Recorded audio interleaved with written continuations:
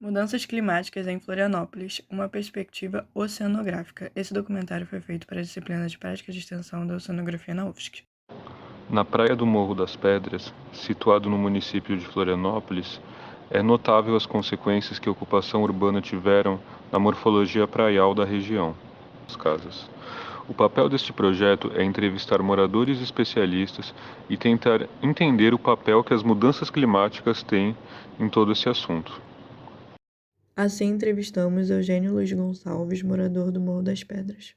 Aqui há 30 anos, nessa praia, convivo aqui diariamente e tenho observado que nos últimos anos a erosão tem comprometido muito a nossa praia. Vocês podem ver aqui pelas restingas, tá? Árvores invasoras, tá? E o mar tem batido e tem cavado bastante. E a gente não tem adotado aqui, são tecnologias sociais, tecnologias adequadas para poder inibir esse avanço. Uma delas, é claro, que é as restingas, por exemplo, né? A gente tem um estudo, você tem um grupo de alunos de um instituto que está vindo, já fez isso lá na Solidão e está vindo para cá. Mas uma questão que me deixa muito chateado enquanto morador são as decisões que são tomadas pelo poder público. No caso, que a gente vê aqui claramente, foi feito aqui do lado, um enroncamento sem qualquer estudo adequado, sem acessar a ciência, e aí fizeram isso aqui. Tá? Primeiro teve, há muito tempo atrás, tinha um pequeno enroncamento aqui, depois, há 2 anos atrás, fizeram um enroncamento muito maior, né? E o mar, a cada enroncamento que acontece, o mar vai avançando do lado. Isso não está sendo suficiente para resolver o problema. Então, para entendermos um pouco mais de forma técnica e acrescentarmos sobre o olhar dentro da academia, conversamos com a professora Alessandra Fonseca, coordenadora do curso de oceanografia. A gente vê no Morro das Pedras uma erosão que está acontecendo em outros pontos da praia, mas é na região do Morro das Pedras que a gente sente mais, porque lá tem casas que estão desabando. Então, pensar qual é a minha cidade nessa perspectiva de aumento de nível do mar e de eventos extremos, né, com as ressacas, que a gente sabe que acontece, e elas estão afetando várias regiões do litoral. Essas áreas, elas têm pessoas que precisam ser retiradas daí. Mas afinal, o que são mudanças climáticas e o que se diferencia das emergências climáticas? Para buscar compreender as diferenças entre mudanças climáticas e emergências climáticas, entrevistamos a oceanógrafa Andreora Schmidt. Isso é normal. Então, hoje em dia, após os relatórios também muito da ONU e do IPCC, sabe-se que as ações humanas influenciam na atividade do clima, né? Então, as mudanças estão aí, elas já estão inseridas dentro do contexto mundial e local, obviamente, e as emergências climáticas vêm sendo faladas desde 2021, por aí, desde o ano passado, que seria que chegamos no limite, né? Então, além da mudança, agora a gente está com a emergência, não é só mais as alterações do clima, né? Que a gente ocasiona no meio, mas elas estão em fases de emergência. Para tentar tomar algumas atitudes para a gente diminuir, ou pelo menos se adaptar à nossa presença aqui, para minimizar os efeitos de todas as alterações, né, que estão por vir. E as alterações é mais ou menos o que a gente vê. Elas são naturais? São, mas elas podem estar sendo maximizadas, né, pelas atividades humanas. Então, são inundações costeiras, com taxas mais elevadas de de eventos extremos, né? Antes, talvez, a gente tinha períodos maiores entre eles, agora a gente pode ter alguns períodos menores entre os eventos acontecendo. O frio mais frio, o calor mais calor, chovendo mais, chovendo menos, então são os extremos, né, dos climas que vão nos acometendo. Sim. Você acredita nas mudanças climáticas?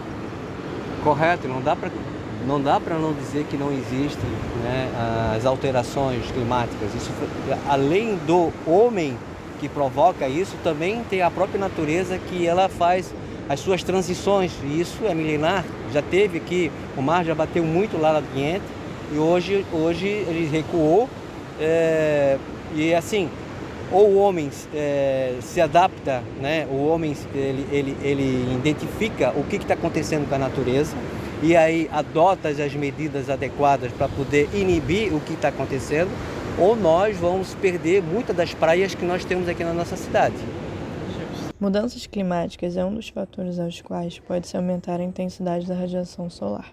E quando se aquece a superfície dos oceanos, o nível do mar aumenta com o derretimento das geleiras e reduz o fator de refletividade do gelo, ou seja, o albedo, o que leva a maior absorção de calor, que ocasiona o aumento da temperatura e amplificação das mudanças climáticas. Em regiões costeiras, onde a linha de costa se desenvolveu com o aumento de casas e prédios, se enquadra no aspecto de vulnerabilidade da linha de costa, e assim se faz necessária uma adaptação do município costeiro, como leis de regulamentação sobre áreas de risco, onde é necessário o poder público atuando conjuntamente em leis de manejo.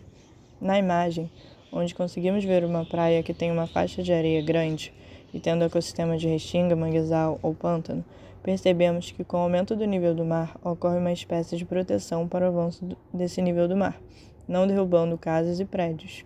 De acordo com uma matéria da NOAA, as duas principais causas do aumento global do nível do mar são a expansão térmica causada pelo aquecimento do oceano, já que a água se expande à medida que aquece, e o aumento do derretimento do gelo terrestre, como geleiras e mantos de gelo.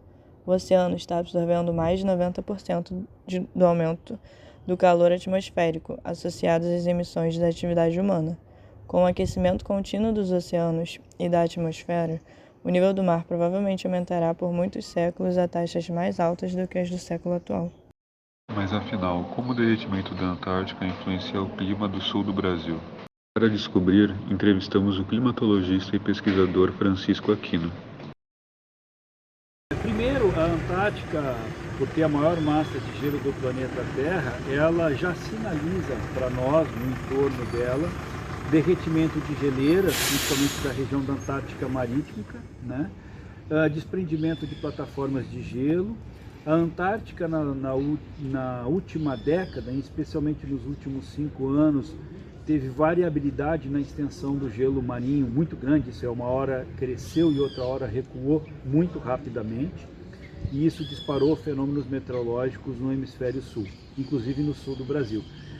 Então, isso mostra que a gente ainda tem que continuar melhorando o nosso entendimento dos efeitos da mudança climática na Antártica e da Antártica para o resto do planeta, ou, nesse caso, para a América do Sul.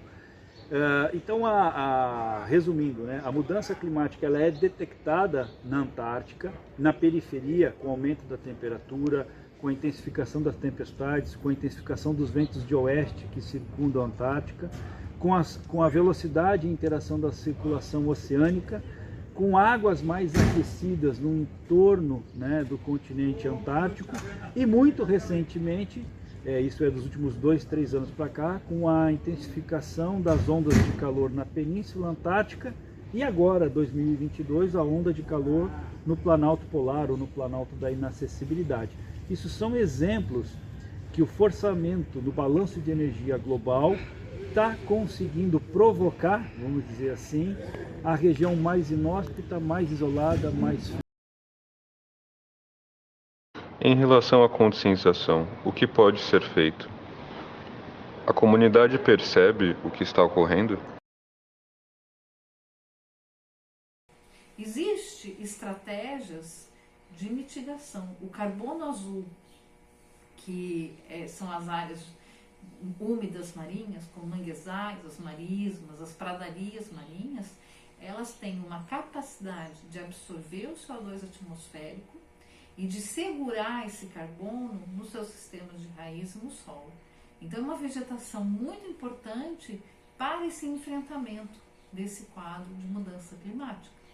E nós podemos utilizar a restauração desses ecossistemas como uma estratégia, não só para mitigação desse excesso de gás carbônico que está na atmosfera, mas também como um ambiente importante para fixação e para preservação da linha de costa. Esse exercício de lembrar que você mora numa ilha costeira é muito importante para a população. Isso você não escuta nem do poder público, nem das próprias pessoas, então é uma coisa meio assim, né? E talvez a projeção de cenários, né? De uns cenários reais, assim, o que vai acontecer se isso daqui alagar? Se a inundação chegar, vai aumentar 2 centímetros só? Ah, o que é 2 centímetros? É pouco. Mas o que acontece isso de... Aonde isso avança? Até onde vai chegar esse mar daí, né? Água, por exemplo, a gente tem ali o abastecimento de Florianópolis, ele é bem frágil. Ele vem lá do Rio Cubatão e vem boa parte também da Lagoa do Peri, que é uma lagoa costeira. Então, ali já foi mar e vai voltar a ser um dia, né? Naturalmente já seria. Ele já iria sedimentar tudo aquilo ali, ia depositar e já seria.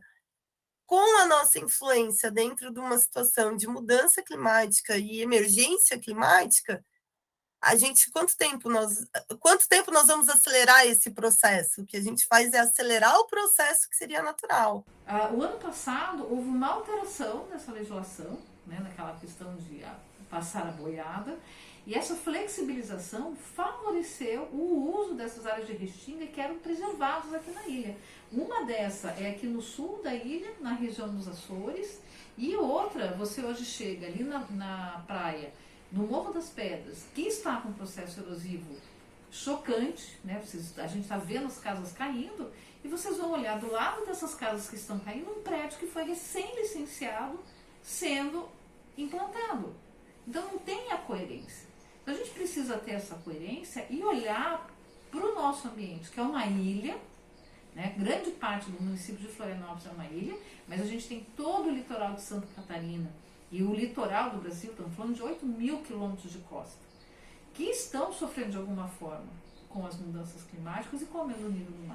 As ODS são os Objetivos de Desenvolvimento Sustentável que fazem parte da chamada Agenda de 2030. Trata-se de um plano global assinado durante a Cúpula das Nações Unidas de 2015 pelos 193 países membros. A agenda é composta de 17 objetivos interconectados, desdobrados em 169 metas, com foco em superar os principais desafios de desenvolvimento sustentável enfrentados por pessoas no Brasil e no mundo, promovendo um crescimento sustentável até 2030.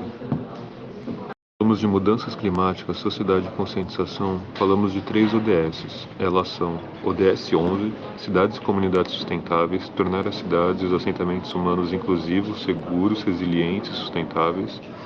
ODS 13, Ação contra a mudança global do clima, tomar medidas urgentes para combater a mudança climática e seus impactos. ODS 14, Vida na água, conservação e uso sustentável dos oceanos, dos mares, dos recursos marinhos para o desenvolvimento sustentável. E o que nós, quanto sociedade, podemos fazer para mitigar esses efeitos? Eu acho a oceanografia assim, uma profissão muito ímpar, porque tu acaba tendo vários elementos e uma visão meio geral, né? Eu brinco sempre, a gente não pode olhar para o mar só para frente, então tu tem que olhar sempre meio como oceanógrafo, aquele raio, porque pode vir a onda e te derrubar, né? Então tu tem que ter... A oceanografia te faz aquele radar, assim, um pouquinho de cada assunto. Então, a oceanografia, estando numa ilha costeira ou em cidades costeiras, que serão as mais impactadas de forma geral, eu acho que é extremamente válido a gente poder informar a população o que vai acontecer com a intensidade dos ventos, o que vai acontecer com a elevação do nível do mar, o que vai acontecer com o desaparecimento das praias. E tudo isso está muito linkado com a oceanografia, né? Eu acho o seguinte, que primeiro que exemplos arrastam, né? Então, se a gente fazer do modo certo, como deve ser feito, a gente está mostrando para o outro que tem uma outra forma de fazer.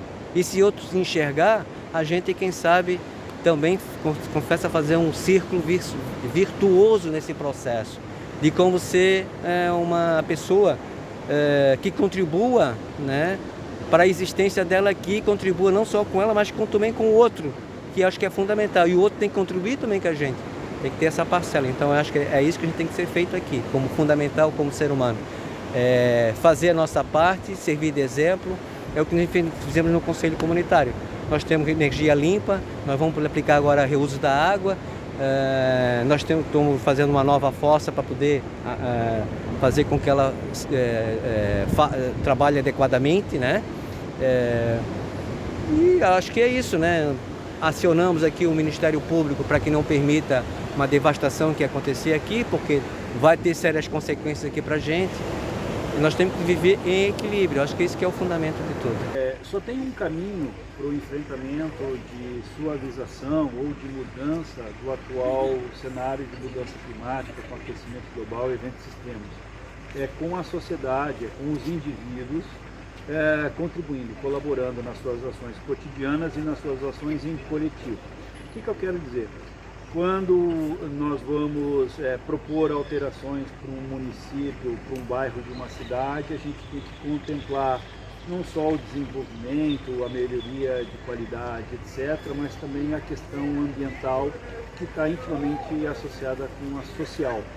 Portanto, a integração da sociedade, entendendo melhor o quadro ambiental do planeta e o efeito da atual mudança, é o único caminho para eficientemente a gente somar a políticas públicas, a investimentos na melhoria ou na recuperação do clima global. Conscientizar a população? Então, uma coisa que a gente tem feito, que é gritante, é essa necessidade de dialogar a ciência com a comunidade.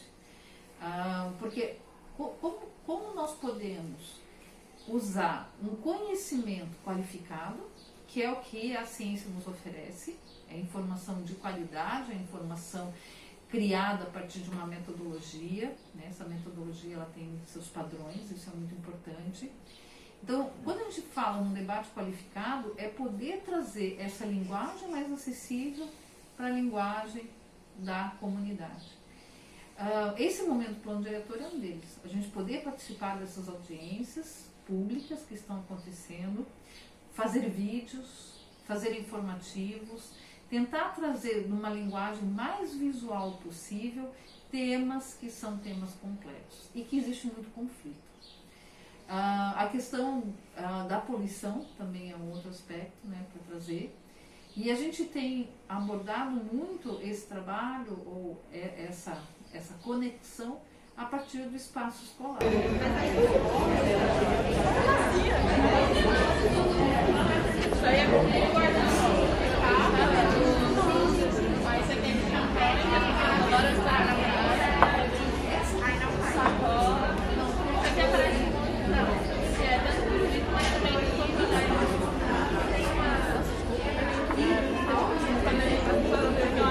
Mudança climática em todas as linhas do conhecimento. A gente pode trabalhar na geografia, na ciência, na matemática, na química, na física, na arte, no português, no inglês. Então, todos os conhecimentos, eles permeiam de alguma forma quando a gente fala sobre ambiente, meio ambiente.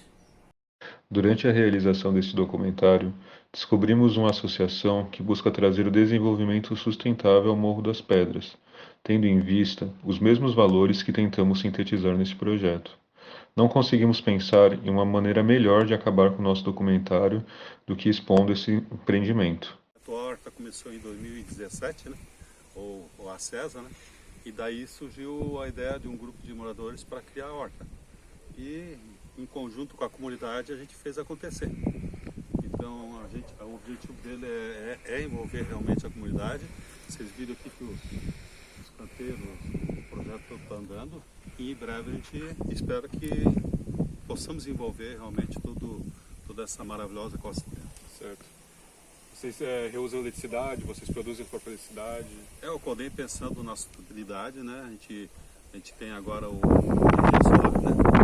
Agora está uso da água, tudo que for possível da sustentabilidade a gente quer aplicar aqui para que depois venhamos incentivar a comunidade também a fazer. Certo. Mas sobre a composteira? Pois é, uma coisa maravilhosa, né? Composteira, né? A gente tem um sistema aqui de filtragem, né? Que tem uma lona, tem um vidinho, que é a manta aquela, através de um cano perfurado que filtra, por sua vez, o produto que aqui é gerado com o nosso orgânico. Então tudo que gera aqui, tudo que é gerado aqui, claro que tem o micro-organismo, né?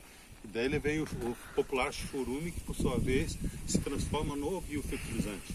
Ele fazendo isso, ele corre na filtragem e cai numa bombona de 200 litros aqui, no nosso caso, né? Daqui a gente transforma para lá, de lá a gente distribui esse produto para garrafas e por sua vez é doado à comunidade em eventos ou o pessoal que aqui vem contribuir com a horta.